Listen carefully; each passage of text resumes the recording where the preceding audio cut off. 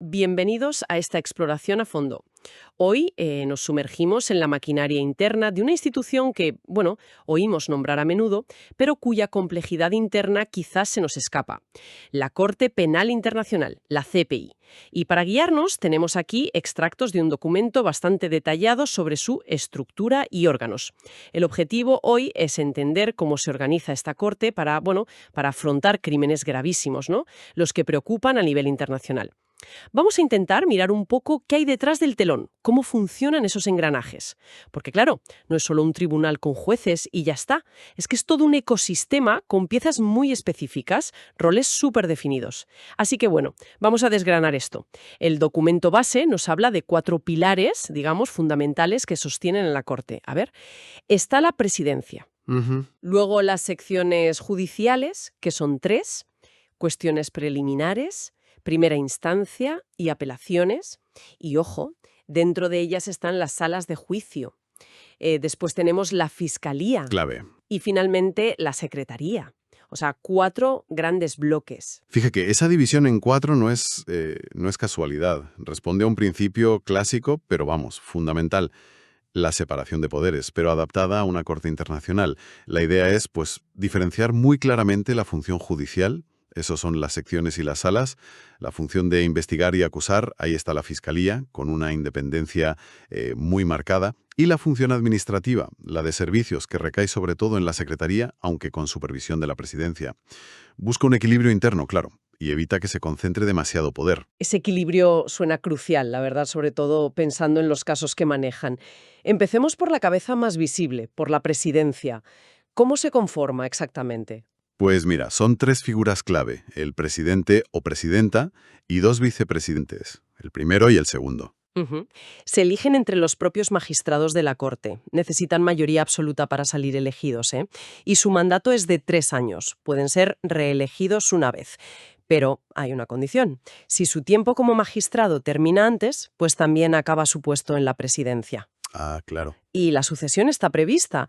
Si falta el presidente, asume el vicepresidente primero. Y si faltaran los dos, pues entra el vicepresidente segundo. Todo atado. Sí, está bien pensado. Pero más allá de quiénes son, lo interesante yo creo que son sus funciones. La presidencia, dice el texto, tiene la responsabilidad de la correcta administración de la Corte.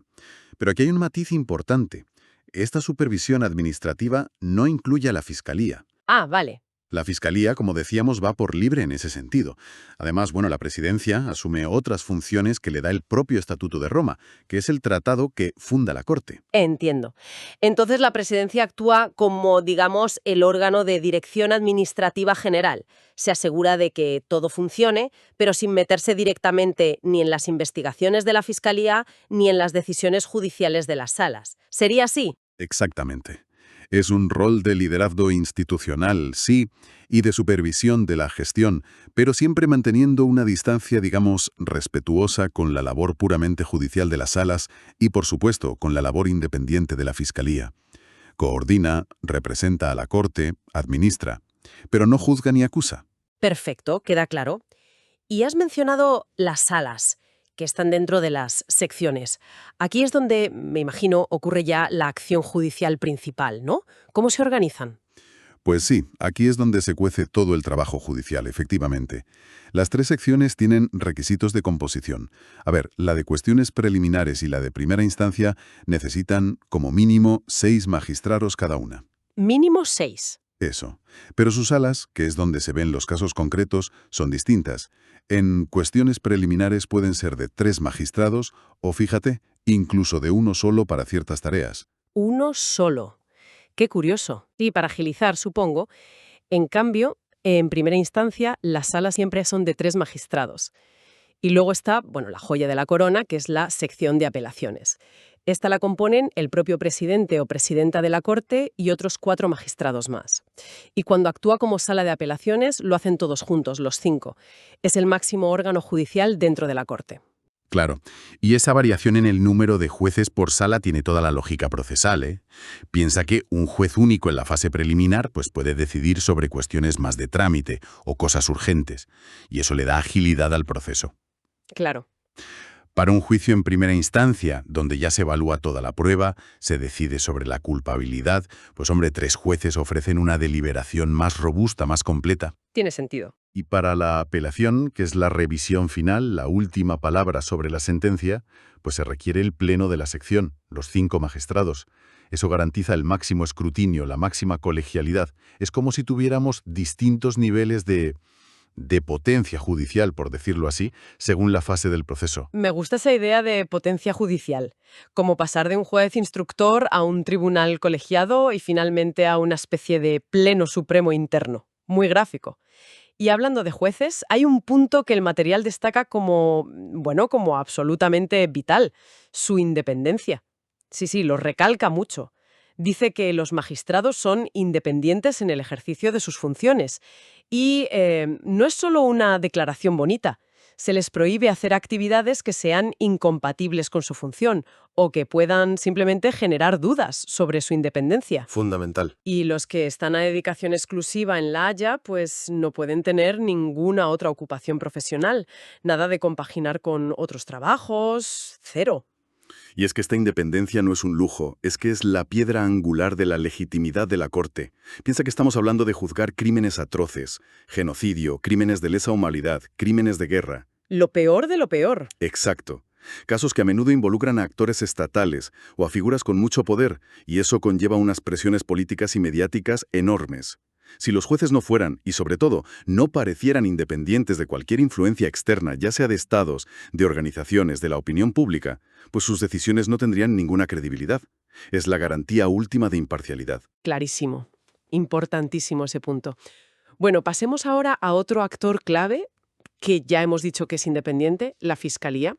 El documento la sitúa como un órgano separado, ¿verdad?, de la estructura judicial y administrativa principal. Sí, su misión es central porque es la puerta de entrada de muchísimos casos. Recibe información sobre posibles crímenes que son competencia de la Corte, la analiza de forma preliminar, decide si abre o no una investigación formal y si reúne pruebas suficientes, pues ejerce la acción penal, o sea, presenta los cargos ante las salas. Y la palabra clave aquí, otra vez, es independencia. Se subraya mucho que ni el fiscal ni su personal pueden pedir ni seguir instrucciones de ninguna fuente externa. Nadie les puede decir qué hacer. Nadie. Tienen autonomía total para decidir a quién investigan y a quién acusan, basándose únicamente en la ley y en las pruebas que tengan. Al frente de todo esto está el fiscal o la fiscala, que tiene autoridad plena sobre toda la oficina. Gestiona el personal, las instalaciones, el presupuesto. Vamos, que es el jefe o jefa absoluto de la fiscalía. Y no está solo, claro. Le asisten 1 o más fiscales adjuntos. Un detalle interesante es que tienen que ser de nacionalidades distintas entre sí. Ah, mira. Y también trabajan a dedicación exclusiva y pueden actuar en nombre del fiscal cuando haga falta, según lo permita el estatuto. Profundicemos un poco en los deberes del fiscal durante una investigación, porque aquí hay un aspecto que, la verdad, distingue al HPI. Su obligación no es solo buscar pruebas que incriminen al sospechoso. No. El estatuto le exige explícitamente investigar todos los hechos y pruebas pertinentes para determinar la verdad. Todos. Todos. Y esto incluye, de forma muy destacada, investigar las circunstancias eximentes. O sea, que tiene la obligación por ley de buscar pruebas que puedan demostrar la inocencia del investigado. O que atenúen su responsabilidad. Eso es muy potente. Exacto. No es un simple acusador que va por todas. Es un buscador de la verdad, al menos sobre el papel, en la teoría. Este mandato de buscar activamente pruebas exculpatorias es una diferencia fundamental con muchas fiscalías nacionales, y subraya un compromiso, teórico al menos, con la justicia objetiva, por encima de la mera persecución. Además, claro, debe garantizar que sus investigaciones sean eficaces y respetar escrupulosamente los derechos de todas las personas implicadas, como dice el estatuto. Y para cumplir una misión tan compleja, ¿qué herramientas tiene? El documento menciona varias facultades, ¿no? Sí, unas cuantas. Por ejemplo, puede reunir y examinar todo tipo de pruebas. Puede citar a declarar e interrogar a los investigados, pero también a las víctimas y a los testigos. Puede pedir formalmente la cooperación de los estados parte y de organizaciones internacionales. Esencial esa cooperación. Fundamental. Puede negociar acuerdos para facilitar esa cooperación, incluso ofreciendo confidencialidad sobre cierta información, si eso ayuda a obtener nuevas pruebas clave, aunque esa confidencialidad tiene sus límites, claro. Ujú. Y muy importante, puede solicitar medidas para proteger a personas, testigos, víctimas o para asegurar que las pruebas no se destruyan o desaparezcan. Tiene un arsenal considerable, la verdad. ¿Y quién elige a esta figura tan poderosa, al fiscal? Pues lo elige la Asamblea de los Estados Partes, es decir, el órgano que reúne a todos los países que son miembros de la Corte. Necesita una mayoría absoluta en una votación secreta.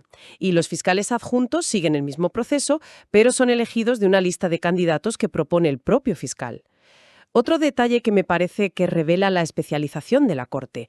El fiscal nombra asesores jurídicos que son expertos en temas muy específicos, como violencia sexual, violencia de género o crímenes contra niños. Esto indica una voluntad de abordar estos crímenes con un conocimiento muy profundo y adaptado, ¿no? Desde luego. Y como era de esperar, las reglas de independencia y de ética son igual de estrictas para el fiscal y sus adjuntos que para los jueces. Nada de actividades incompatibles, nada de otras ocupaciones profesionales. Y además, existe la obligación de recusación. Es decir, si hay motivos razonables para dudar de su imparcialidad en un caso concreto, por ejemplo, porque ya intervinieron en ese asunto a nivel nacional antes de llegar a la CPI, pues deben apartarse. Y esto, claro, nos lleva a pensar en la práctica. ¿Cómo se asegura que estos mecanismos de recusación funcionen de verdad eficazmente? ¿Cómo previenen cualquier sombra de parcialidad en situaciones tan sensibles, tan politizadas? Es un desafío constante, me imagino. Un desafío real, no me cabe duda. Bien, pues hemos cubierto presidencia, secciones salas y fiscalía. Nos queda el cuarto pilar, la secretaría. ¿Cuál es su papel en todo este entramado? La Secretaría es, por así decirlo, la sala de máquinas administrativa de la Corte. Se encarga de todos los aspectos no judiciales de la administración y de prestar los servicios esenciales para que la Corte funcione día a día.